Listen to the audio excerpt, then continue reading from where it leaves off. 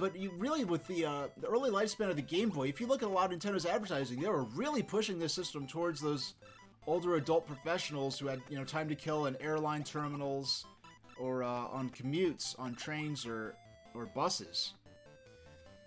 And I think we watched a video a couple of times on this stream that basically describing where it was a training video for Nintendo sales representatives, and they were saying that more than half of the Game Boy, the players of the Game Boy, those Game Boy customers were adults. They didn't say over the age of 18, but they just said more than half of them were adults. And then the market kind of shifted a bit, I guess.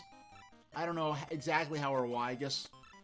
But by the time around like 2004, I remember at Nintendo's E3 2004 media briefing, Nintendo cited some NPD sales numbers, so some third-party sales numbers, highlighting that more than a third of Game Boy Advance owners between Game Boy Advance and the then fairly recently released Game Boy Advance SP were over the age of 18. And I remember that making waves, because I know one of the arguments at the time, because there was the PSP was sort of looming on the horizon, and the thought among many was like, oh, well, the Game Boy line is, a kids only thing, and PSP is going to be for older players.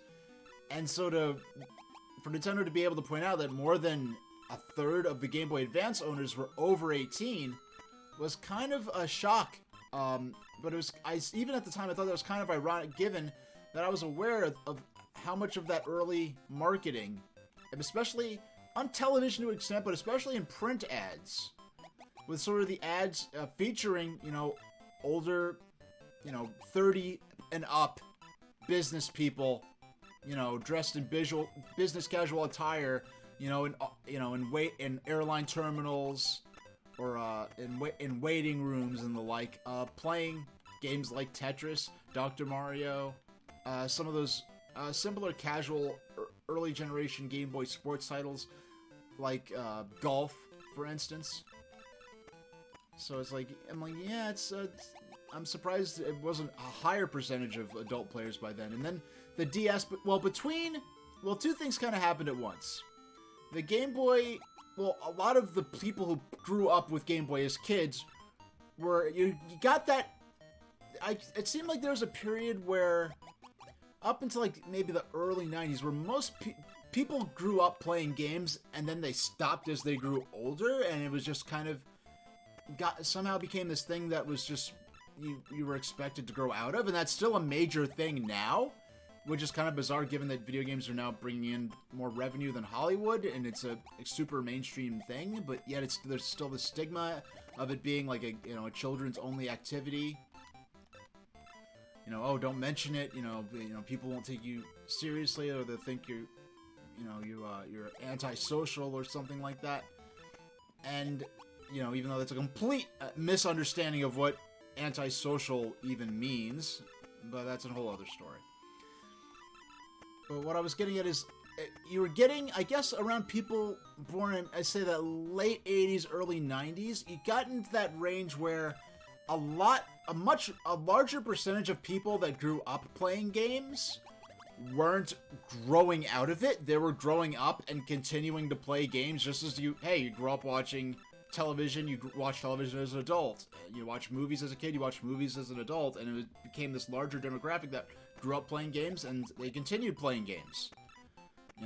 So between that certain age range where they grew up with video games as just a normal thing and not this sort of aberration or novelty, and continued playing games as they grew older, so yeah, those people playing Game Boy Advance, and pushing that age range, of that demographic of users on Game Boy Advance up higher.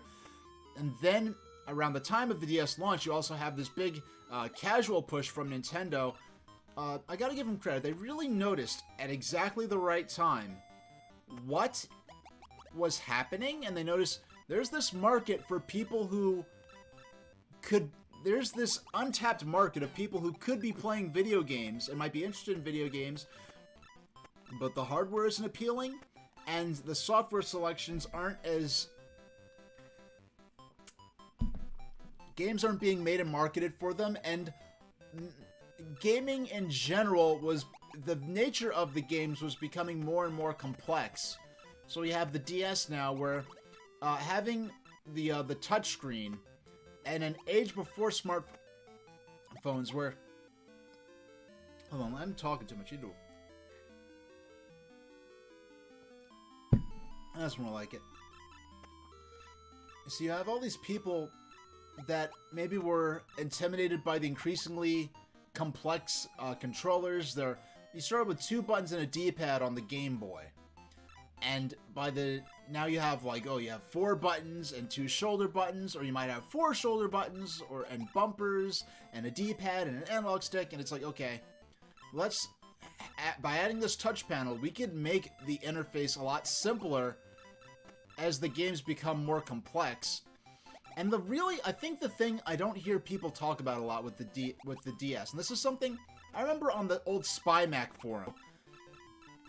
The point is, most of the people on the SpyMac forums were partial to the PSP, thought the DS didn't have a chance, it's going to be the next Virtual Boy, Nintendo's wasting their time, what are they going to do, what are they thinking, who wants a touchscreen, people on an Apple forum saying, like, who wants a touchscreen, that's so gimmicky and useless, and this is iPod. The iPod wasn't even in color. I think the only iPod models out in 2004 were like the original iPod, the second generation of the OG iPod, and the iPod Mini at that point.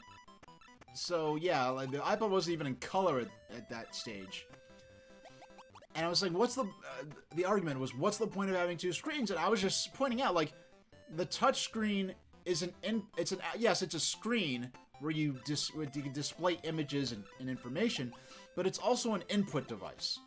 By having one screen that can be dedicated to output, and then have the touchscreen be dedicated fully to input, that's something that just having a single large screen, even if it's a touchscreen, can't really do in the same way.